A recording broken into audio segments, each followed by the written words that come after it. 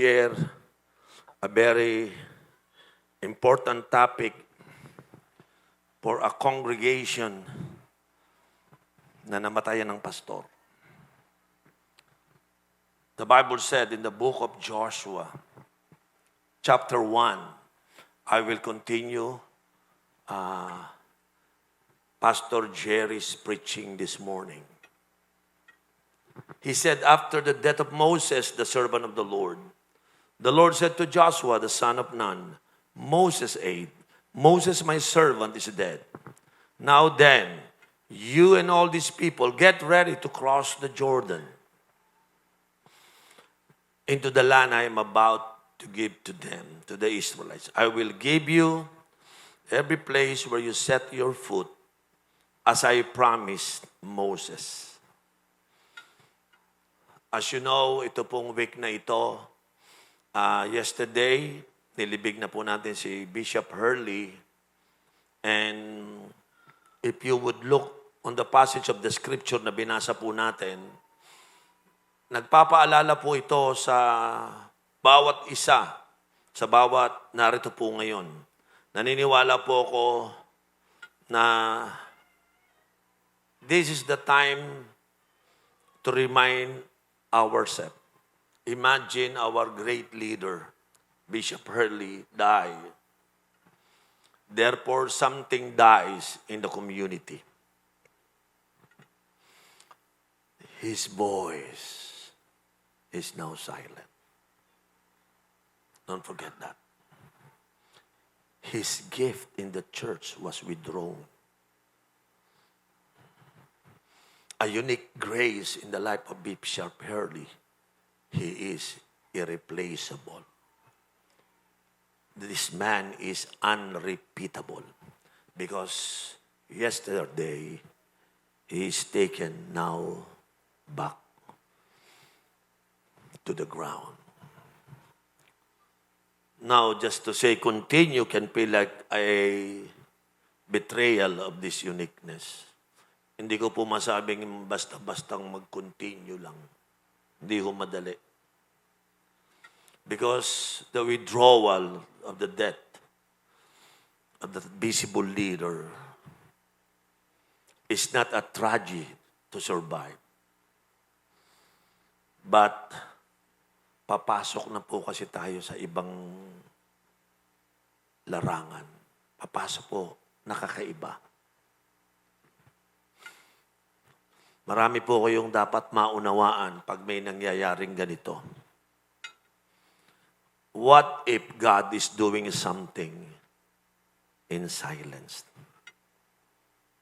That He could not do it in the sound that we heard before. Napansin nyo, nung namatay si Pastor Hurley, napatahimik kayo.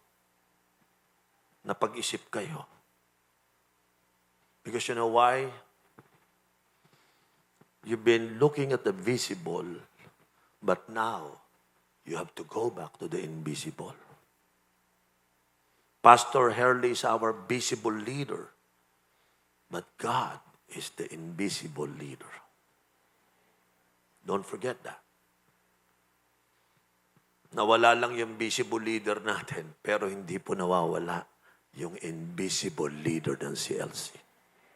Don't forget that. Huwag niyo pong kakalimutan yan because marami po kasi mangyayari. Because now, nawala yung leader, you must go deeper. You must be brave. Tatapangan mo, wala na si pastor. Si Joel, tatapangan mo, wala na tatay mo. Can I be amen? Si Bishop Hurley is a forerunner. Like Moses, a forerunner for 30 years from Egypt to the borderline. He's a forerunner, but he is not a possessor.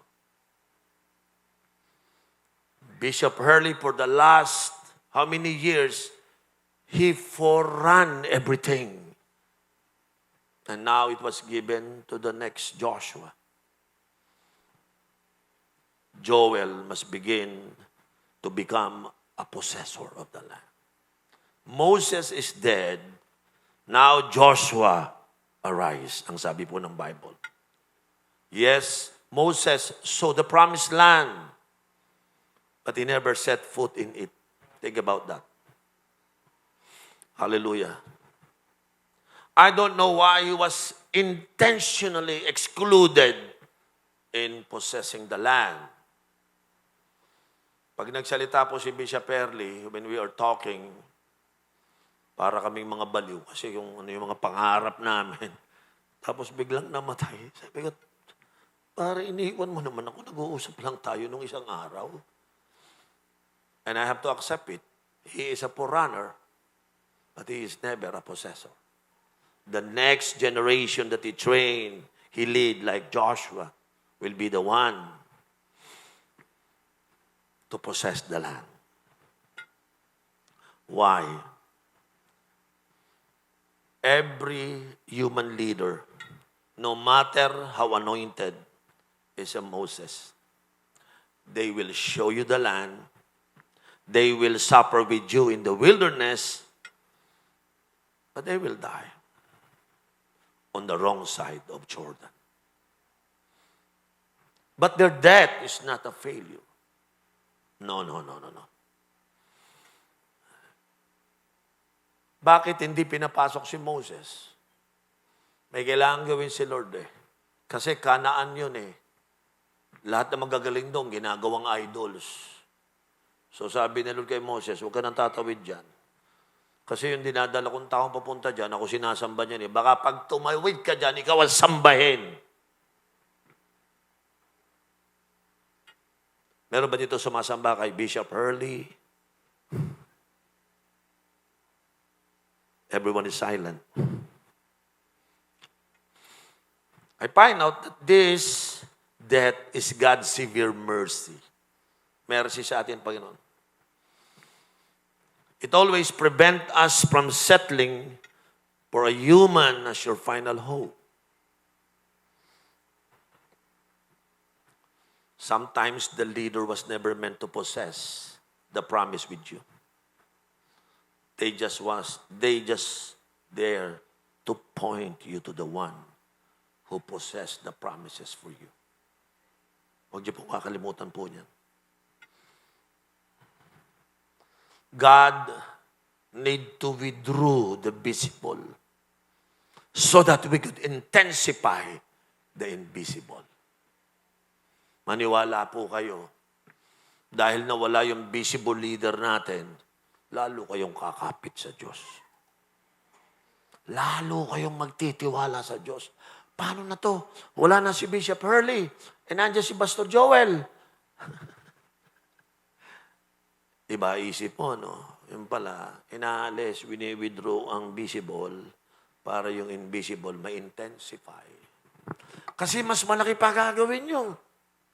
Dapat yung faith nyo mas malaki pa. Dapat yung challenge nyo mas matatag kayo. Dapat yung vision nyo mas matindi. Eh kung nandyan pa rin yung visible, mukhang hindi titindi. O ngayon, tingnan mo si Joel, 10 times na faith niyan ngayon. Mag-iiba prayer life niyan. Wala na yung visible tatay, kakapit yan doon sa invisible God. Sino rito yung natutuwa ka? Kaya pala. Ang message ko, kaya pala eh. Kaya pala kinuha para lalo tayong tumingin doon. Sino po naniniwala dito? Amen? Kaya pala kinuha si Moses, pag tumawid, gagawing idol. Eh, si Bishop Hurley, walang pangarap maging idol niyo siya. Ang gusto ni Bishop Hurley, tumingin kayo sa invisible. I can be a visible leader eh. Hahanga kayo sa visible leader, hanggang gawin nyo ng idol, hindi kayo nagpe-pray, umaasa lang kayo sa pastor nyo. Di ba?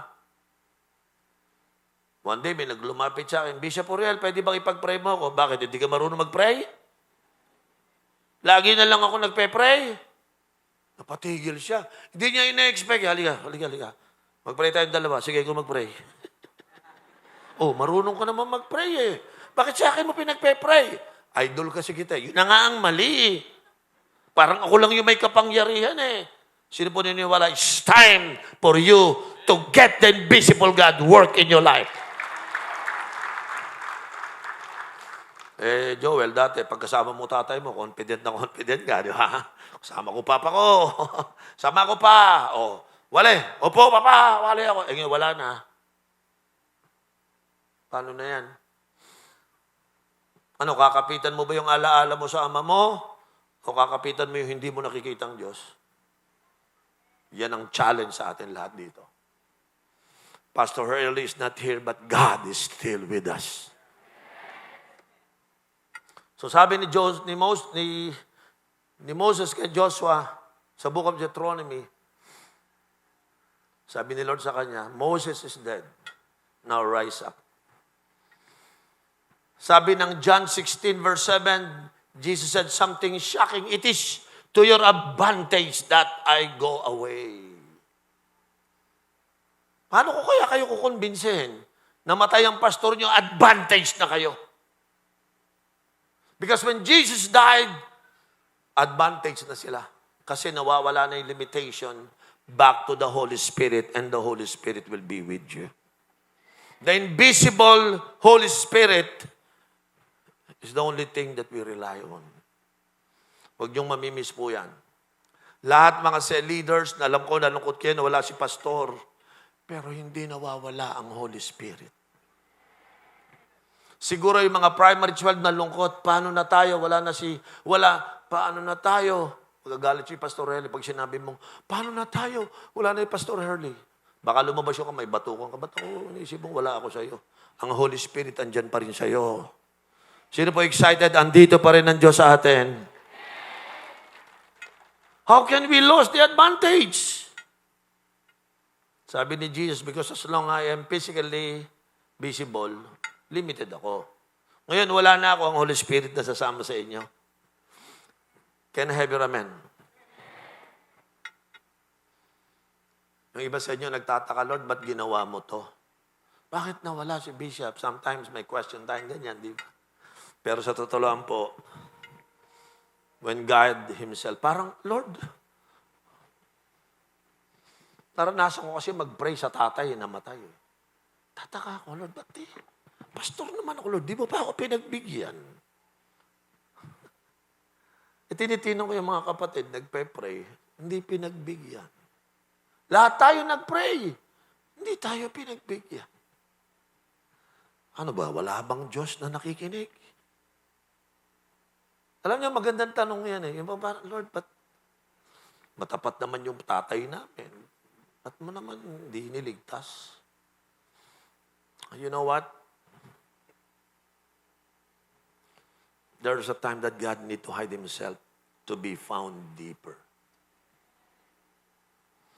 Biglang lumalim ang pag-iisip ko. Ito yung inaasahan ko sa Mindanao eh. Bilang isang national leader, nakataya ko lahat sa tatay niyo, kay Bishop Hurley. Ngayon, paano na? Where is Pastor Hurley? But you know what? That's the time I found God deeper. Hindi pala ito nakasalalay sa mga visible people. Can I have amen?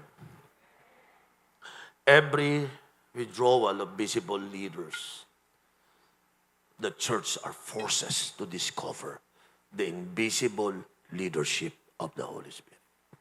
Huwag niyong kalimutan yan. Pag nawala na yung leaders natin, andyan pa ang invisible leadership ng Holy Spirit. Amen? Do not forget the silence after the death of our leaders. The silence of His voice suddenly happened. But God is not absent. His voice can still speak to us. Sabi ko nga ano plano natin dyan, Bishop Hurley? Madidinig ko yung boses niya. Wow, that's a nice idea. Biglang namatay. Nawala yung voice. God spoke to me and said, nawala lang yung voice niya, but you can still rely on my voice to you. I can speak to you. His presence is with us. So pure that it cannot make mistake. Ngayon, wala na si Pastor Hurley. You need to learn how to hear the word without the pastor's influence. By yourself, learn that. Hindi mo na madididigan papa mo, Joel. No, wala na. Impossible. But you must learn to hear the word without your father's voice. And that is terrifying. But that is the path of maturity. Di ba? Sigurado si Joel sa isang taon, 10 times to magmamature. Paano yan, Joel? Wala na papa mo. We learn to grow and mature how to walk with God. We learn how to hear from God. Lahat ng mga cell leader dito, wala na si pastor. Paano to? Siguro, ginawa to ni Lord para mag-mature tayo lahat. Now, we could go back to God. We could go back to the Holy Spirit and learn from Him directly. It's good to have a Pastor Hurley, but it's better to hear from the Holy Spirit. So, hindi tayo iniwang orphan. Meron pa ring Holy Spirit na kasama. Tandaan nyo na wala ang visible na natili ang invisible. Huwag niyong kakalimutan. Palakpakan natin ang Panginoon.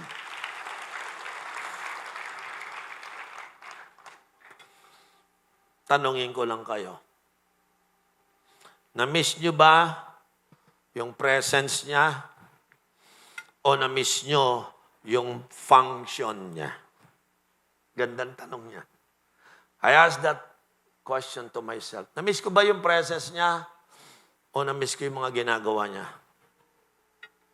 If you miss the function, His teaching, His preaching, His guidance, kung na-miss mo lang yung function, God can raise another one for that function. But if you miss the person, malulungkot ka talaga. I realize, hindi ko na-miss yung mga teaching niya. Yung mga anointed message niya.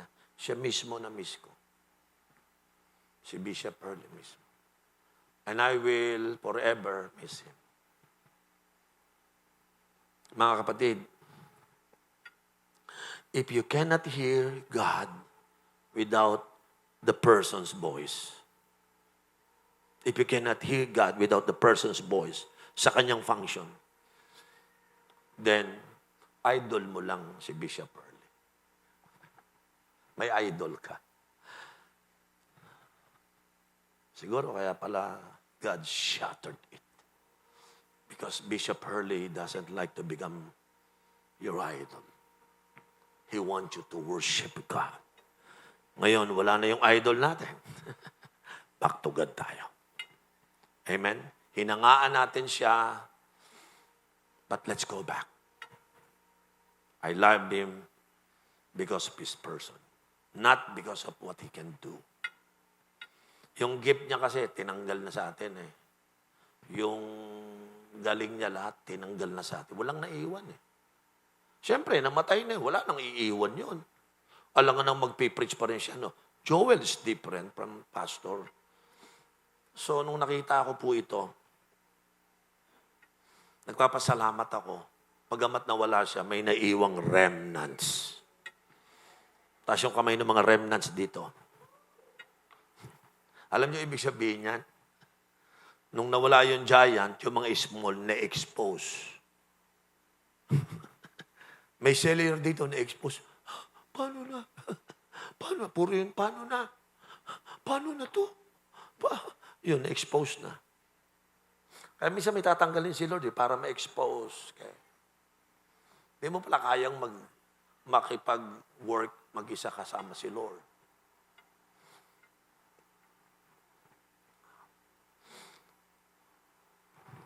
Nag-pray siya, lahat nakikinig. Nag-preach siya, lahat nakikinig. Nag-command siya, everyone follows. Suddenly, the person died. Yung iba dyan, hindi na makahinga, nawala si pastor. Hindi na makahinga. Meron tayong tinatawag na spiritual respiratory failure. Naghihingalo ka ngayon. Paano tayo? Paano tayo? No? Naniniwala po ako,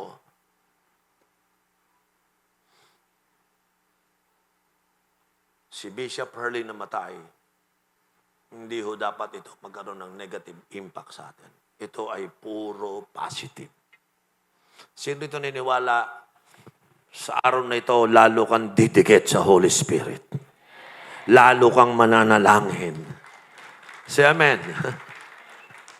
Lalo mong gagalingan. Tama po ba?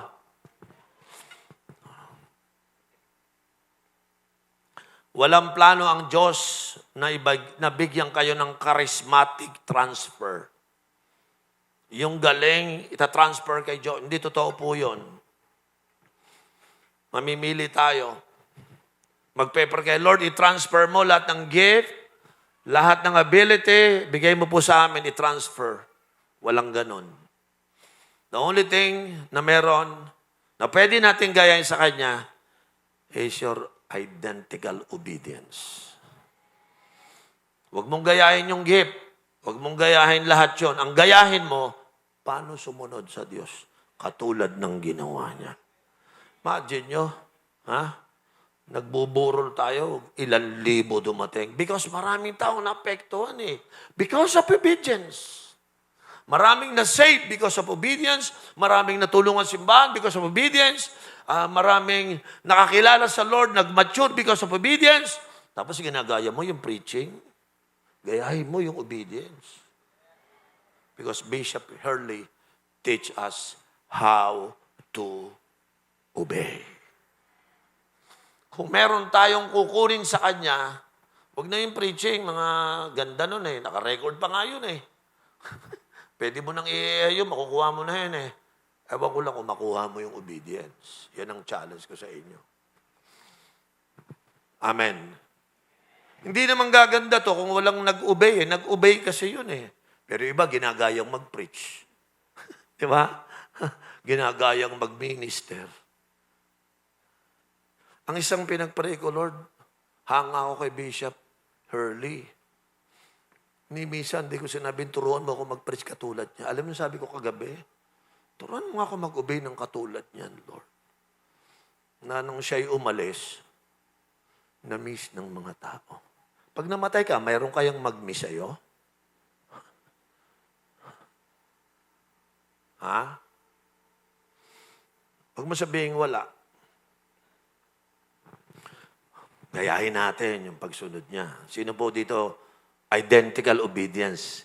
Kung nag-obey ka sa vision, I will obey para sa vision. If I will disciple people, I will obey. Magdi-disciple din ako. If you are able to raise up leaders, I will obey.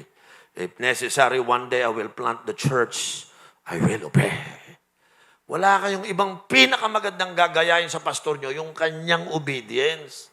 I can attest to that. Sabi ko nga sa inyo, nung nagpunta yan sa Mindanao dito, mas nauna pa ako sa kanya nakakilala kasi sa Samar pa lang magkakilala na kami. Mas nauna ako sa inyo. That's why I can say, I know him. He's not a perfect man, but he is obedient to God. Kaya in-honor siya ng Panginoon eh. May spirit siya ni Lord, mga kapatid. Can I say this? Minsan po, pag may namamatay na leader, they just want to follow the man, but they don't want to follow the Lord. So, yung iba, nag-serve kasi nandyan si Bishop Hurley. Nung nawala, ayoko na rin mag-serve. Namatay na yung leader ko eh. Ha? So you are following a man? You are not following the Lord. Sino sa inyo, tatanungin ko ngayon, wala na leader nyo, but you will still follow the Lord. Grabe, bro, 70%. May susunod dito, 70%. Ulitin ko yung tanong. Sino sa inyo, wala na ang pastor natin, may kapalit naman, pero you will still follow the Lord. Yung sa likod mo, natutulog doon. Mukhang wala dong susunod. No? Ano yan? Mamimili ka ba ng bagong pastor?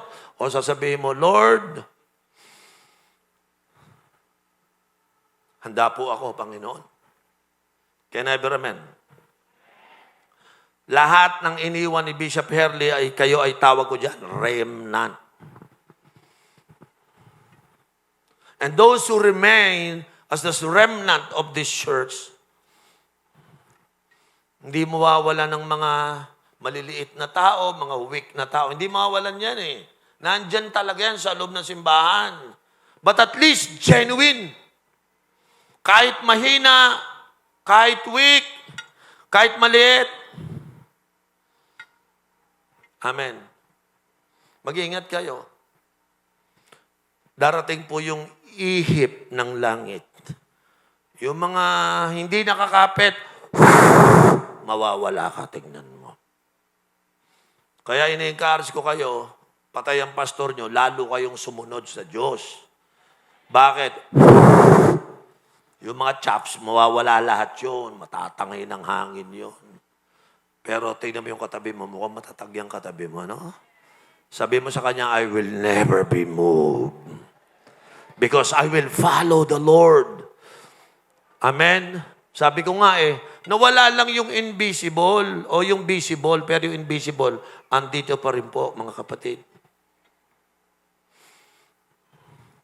Because when the church was built on personality, not from the Spirit of the Lord, when that leader dies, everything will die. So ang question po is not how do we preserve the church, the institution, but how do we preserve the seed? Hallelujah. Sino rito masaya? Part ka ng CLC? Taas yung kamay. Bishop, happy ako. Part ako ng CLC. Tinan mo yung katabi mo. Are you happy? Tanungin mo nga siya. Sino yung masaya dito? Pumalakpak ng malakas.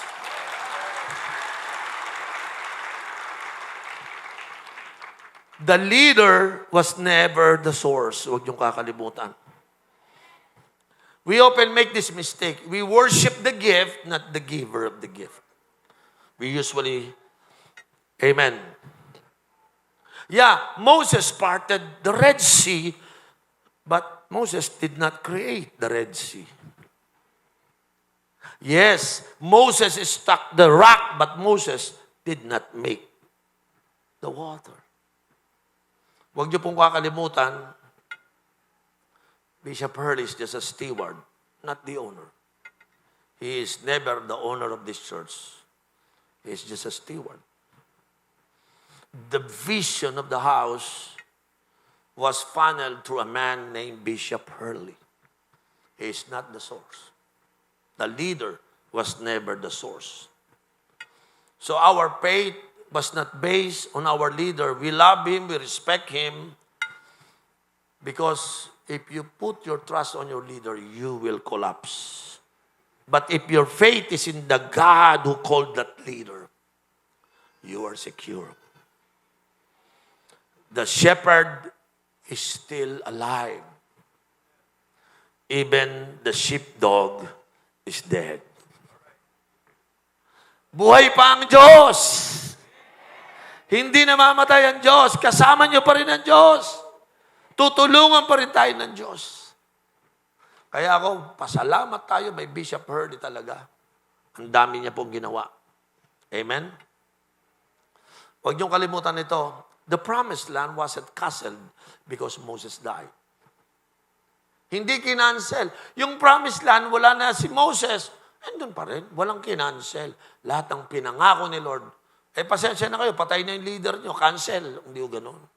Mamamatay yung leader, pero ang promise, never canceled. Can I have amen? So, kinakailangan maunawa natin na wala yung ating leader, but the promise was still there. Walang naka-cancel, mga kapatid. Can I have amen?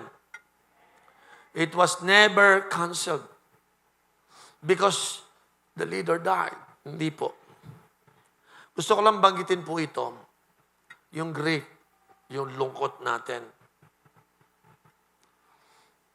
Huwag ko kayong gagawa ng tinatawag na grave worship. Alam niyo yung grave worship? May namatay kasi, hallelujah, Lord. Namatay kasi, hallelujah. Grave worship, tawag ko doon.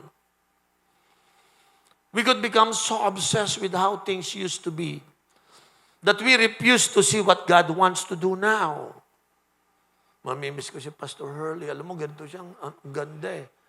Hindi ho, meron pa ho mas magandang gagawin sa inyo ang Panginoon. Amen. Kung babalik lang si Bishop Hurley ngayon, bumaba, nag-resurrect, sasabihin sa akin nun, tuloy mo, Bishop Uriel. Ituloy mo lang. Yan ang gusto kong mangyari. Na merong tuloy-tuloy na fulfillment ng ipinangako ng Panginoon. That's why we never retreat nor surrender. We will continue. Yes, we honor the past. We honor that. But don't live in the cemetery. Amen? The Jordan River didn't stop flowing because Moses stopped talking. It's still there.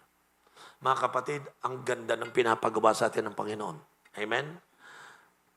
When a leader dies, God is often calling the congregation to move from dependency to maturity. Ang calling sa atin ngayon, the body of Christ of CLC must grow. Must mature. Can I have an amen? Because when a leader dies, God is often calling the congregation to move from that dependency to maturity. Under Moses, they cried out for meat. They complained about water. They were often reactive children are there. But under Joshua, they had to learn how to strategize, fight, and possess their own land. Iba na ngayon. Wala na yung leader. Pagdating ni Joshua, sino rito mag-iisip ka ng sarili mo? Huwag lang depend. Sabi ko doon sa mga leaders ko, ako, buhay pa naman ako, pero wag mo naman gamitin yung utak ko. May sarili ka naman. Sino rito gagamitin mo yung utak mo, sarili mo? Hindi na ako makapagpalago. Wala na kasi yung leader ko. Kasi ginagamit mong utak, yung utak ng leader mo eh. Dapat mag-mature ka na. Imagine mo, si Jesus, inalagaan yung disciple 3 and a half years. Sabi niya, sige, namatay, nabuhay, binalikan yung 12. Sige, alis na ako. Bahala na kayo dyan, may Holy Spirit. Grabe, hanggang ngayon, di bumabalik. Anong nangyari din sa 12? Di nag-isip silang mag-isa. Minsan, maganda yung mawala yung leader para matuto kang work hand in hand with the Holy Spirit. Gusto kong sabihin, dito, dahil wala na si Pastor Harley doon, marami ditong tatalino. Dahil wala na yung pastor nyo ngayon, of course, andyan si Joel, but magmamature ka. Tingnan mo yung katabi mo. Alam mo, nakita ko sa katabi mo, mukhang magiging matinding strategist para mag-multiplication. Sino niniwala, tutulungan ka ng Holy Spirit na mag-multiply yung network mo? Hallelujah. Magiging strategist, Pastor Joel. Yung hindi mo ginagawa noon, gagawin mo ngayon. Because now you are learning how to move with the Holy Spirit. Thank you, Jesus. If the church fall apart when the pastors die, it wasn't a church. It was just a fun club. All of us were called to become disciples, not groupies of a preacher. Lahat po tayo gagalaw. And then, number 4, remember the covenant, not just the person. Huwag niyong kalimutan yan. Remember the covenant, not just the person. Meron kasi, pag sila nawala ng leader, nadidismaya. Kasi lagi niyang hindi malimutan yung leader. Wag mong kalimutan yung covenant. Can I have a amen? Of course, I tell you, take time to mourn. Take time to mourn. Tears are holy. Tuloy mo lang. But after this mourning, amen? Do not let that mourning becomes your mission drift. no, our tears will water the visions. Hallelujah. Remember the covenant, not just the person. Yes, God promised to Abraham, to Isaac, and to Jacob. And it was valid before Moses was born. Sa totoo lang. Yung purpose ng CLC to love God and to love people was valid before your leader arrived. So the covenant must be constantly in our heart. Can I suggest this, mga kapatid? Pwede ba pakiusap ko sa inyo? When Bishop Hurley dies, vacuum appears. Suggestion ko. Ano yung task na ginagawa ni Bishop Hurley na kaya mo namang gawin na ngayon? Sana gawin mo. Can I have amen? Because if you don't step up, apathy will come to your life. Ask yourself, anong task, anong gawain na ginagawa ni Bishop Hurley na pwede ko namang gawin? Win souls. Kaya mo, hindi. Tuloy mo. Yun ang ginagawa niya. Hindi tuloy mo, di ba? Disciple. Kaya mo mag-disciple? Di mag-disciple kayo. Yun ang ginagawa niya. Sabi ko nga, nawala siya. Ano yung pinaggagawa niya na dapat kong gawin? Yun ang gagawin ko.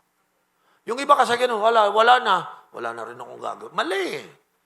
Dapat lalo kang gumaling kasi yung pastor mo magaling mag-soul winning. So gawin mong 10 times better sarili mo. Say amen. Kung siya'y nagdi-disciple, magdi-disciple din ako 10 times better. Kung meron siyang 12, I think I need to do 144. Kung meron siyang 144, I will just follow him. Can I have your amen? Someone told me, Bishop Oriel, saan sa Bible na si Peter may 12? May nakasulat? Sabi ko, I don't think so, meron. Sino sa 12 disciple ang merong 12? Sabihin mo sa akin. Hinahamon ako eh. Sabi ko, wala akong mabasa, pero tanungin din kita. Saan ka nakabasa sa Bible na si Peter ay walang 12? Wala akong mabasa. So, tumahimik tayo pareho. Wala sa Bible na wala at wala rin sa Bible na meron. Sabi niya, tama ka, Bishop. Pero si Jesus may 12. Sabi niya, opo. Hindi ko naman ginagaya si Peter, si Jesus ginagaya ko eh. Because if you follow Jesus, you can never go wrong. Tingnan mo kung ano yung ginagawa niya. Ang gaganda ng ginagawa ni Pastor Hurley. Hindi yung gayahin natin. Sabi ng Bible in Hebrews 13 verse 7, remember your leaders. You need to consider the outcome of their way of life and imitate their faith. Hindi niya sinabing, magmano ka lang, gayahin mo. Meron dito, mano ng mano, hindi naman nagsosoul winning. Pag nakita si Bishop, mano ng mano, hindi naman nagdi-disciple. Kung meron kang gagayahin, yun ang gayahin mo. Sino rito gusto mo maging leader ka talaga? Alam mo, nung namatay si Bishop Hurley, yan ang prayer niya sa'yo. Sana maging leader to. Sana wag doon tambay ng simbahan. Yun ang prayer niya. Hindi kahit kausapin nyo. Bishop Hurley, totoo ba sabi ni Bishop Hurley, wag daw akong tambay. Marami kasi simbahan, tambay lang eh. Sabi mo sa kate mo, hindi ako yon. Sabi mo, I will imitate my leader. Tapos yung kamay yung magso-soul winning. Ay, 10%. Ulitin ko, sino rito yung magso-soul winning? Amen. Naka 40% na ako ngayon. Ulitin ko ha, ulitin ko. Sino sa inyo gagayahin nyo si Bishop Hurley sa soul winning? Taas yung kamay. Taas mo. Meron katabigan dito mataas. Baka iba pastor niyan. Kung totoong pastor mo si Bishop Hurley, gayahin mo siya. Imitate as I imitate Jesus. Follow me as I follow Jesus. Sino rito yung Gusto mo maging cell leader ka na may 12 disciples. O, 10% na naman. Talagang pag mga discipleship na, sino gusto sumayaw? Lahat, tataas ng kamay. Sino gusto tumugtog? Sino gusto kumanta? Kung puro kantahan tayo, hindi tayo lalago. Amen. Si Bishop Early, kumakanta, pero nagsosolo winning. Minsan sumasayaw, pero nagdi-discipleship. Meron siyang compassion for people. Kaya nga sabi ko sa inyo, you are the remnants, and the remnants must follow the DNA of their leaders. Hallelujah. Can I have amen? So, we thank God for our spiritual giant, si Bishop Hurley. He walked before us. Amen? Sometimes we refuse to let their death be the death of our destiny. No. Give us the spirit of Joshua, Lord. The courage to step up where we have never stepped up before. Yan po yung nakita ko sa kanya. Today, we transfer our trust from the vessel to the next vessel. Sabi ko nga, Lord, itong bata na to si Joel, siya napapalit. Siya na yung next vessel. Tinransfer mo na ang lahat. Hindi nga yung gift Hindi yung charisma. Hindi yun But your pastor now, Joel, has his own gift. Abangan nyo yan. Sino excited? Iba na pastor natin. Hallelujah. Ako excited Because Joel is not Hurley. And Hurley is not Joel. I promise you, there will be a lot of surprises. Because Joel is a great gift of God to you. Lalabas yung mga surprises. Mabibigla kayo. Grabe, tama si Bishop Oriel. I promise you, this man is a man of this season. And I know by the grace of God, the anointing Joel will bring a lot of surprises. Si Moses doon lang sa kabila tayo tatawid to possess the land. Sino excited dito? We will possess the land. So, huwag kayong tatamad-tamad. Huwag kayong parang pwede mo sabihin ngayon, we become better. We become better. Sino po naniniwala, with all respect to our Bishop Hurley, now is gone. God will make us better. Because the visible is gone, but the invisible God is still with us. Amen?